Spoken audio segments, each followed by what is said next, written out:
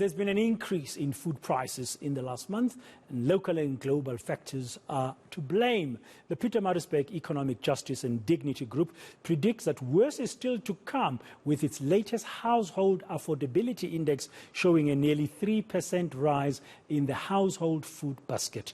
Let's unpack this now with Program Coordinator Mervyn Abrahams. Mervyn, good afternoon. Thank you very much for joining us on this public holiday, being Workers' Day. I hope it's been a good one for you so far. But the news that you produce and you give us about the South Africa, the Consumer Price Index, the Household Food Basket Index, is not good at all. Another increase of nearly 3% in April. Yes, good afternoon, Dan, and good afternoon to all your viewers. Yes, we saw an increase of 2% on March, and that takes the cost of our basket now to 4,542 Rand, and that is also a 344 Rand increase on April of last year.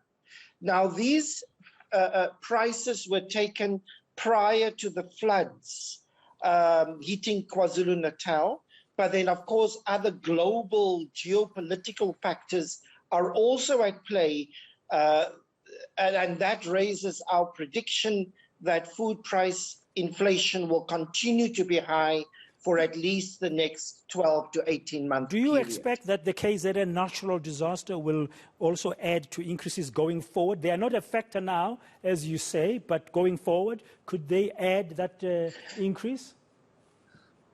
So we expect that it would add to the fresh produce part of the basket for the Pietermaritzburg and the Durban areas, because a lot of farmers have lost a lot of crops. A lot of small-scale farmers have had their fields washed out. So we are expecting that it would increase fresh produce prices, so particularly vegetable prices, within the KwaZulu-Natal area. And the Russia-Ukraine conflict is still a global factor on the prices? So, yes, so the major factor is, of course, the Russia-Ukraine conflict, which has escalated the price of fuel. And, of course, with the price of fuel also increases the price of fertilizers. And that is putting next year's crop potentially at risk. And therein lies one of the greatest risks looking towards food prices in the future. But also what has happened is an increase in the price of wheat, because we import a lot of wheat, we import a lot of sunflower from that part of the world. That has also pushed up the price of soybean. And soybean is an input into many of the processed foods. So that also contributes to high inflation. And then a third matter is what the government of Indonesia has just done. They have banned all exports of palm oil in order to protect their local market.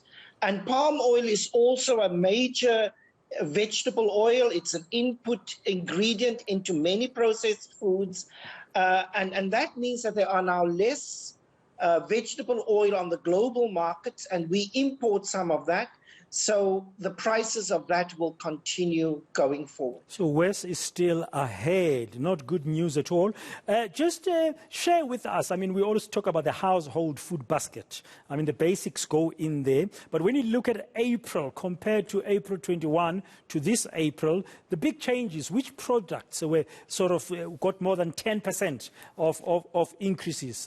Can you share that list with us, Mervyn? Yes, so for instance, of course, the major one is cooking oil. When we took our figures at the beginning of April, cooking oil had increased by 42% over last year, and our average is 177 Rand. Now, I went to the stores 2 days ago just to check up on the prices again in and around Durban, and I found that the average for a 5-litre is now 270 Rand. So likely next month we will see a whopping increase on that.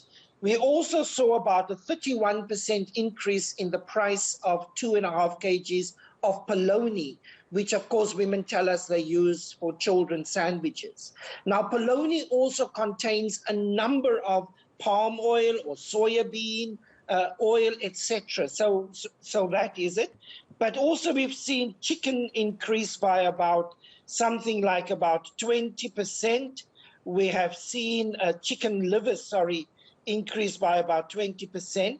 We've seen frozen chicken increase by 13%.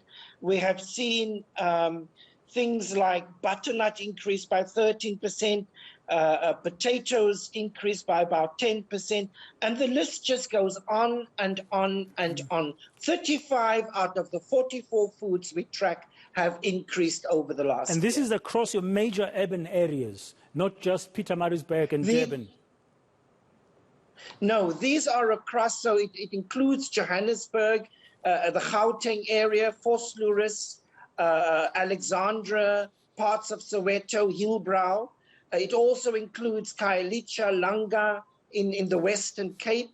It includes Springbok. It includes Matubatuba on the north coast of KZN, as well as Durban and Pietermaritzburg. So it's fairly broad scope, and we trust that we see this in about all the cities that we track. It must be very frustrating being a shopper, going around trying to get the best bargain or the cheapest possible or the best possible price.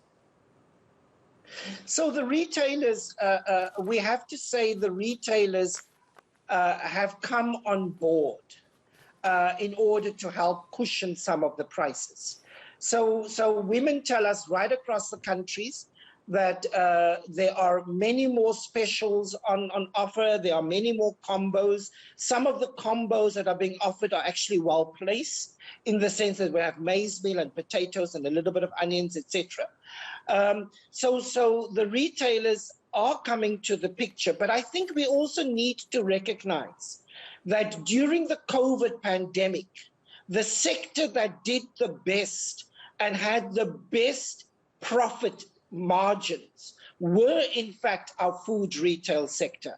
So we are happy to know that they are now plowing some of that back to their loyal customers and possibly building up a loyal brand amongst the consumers. Thank you very much for your time and insights and explanations as Program Coordinator of the Pietermaritzburg Economic Justice and Dignity Group, Mr. Mervyn Abrahams. Thanks for your time, sir, on this public holiday Workers' Day.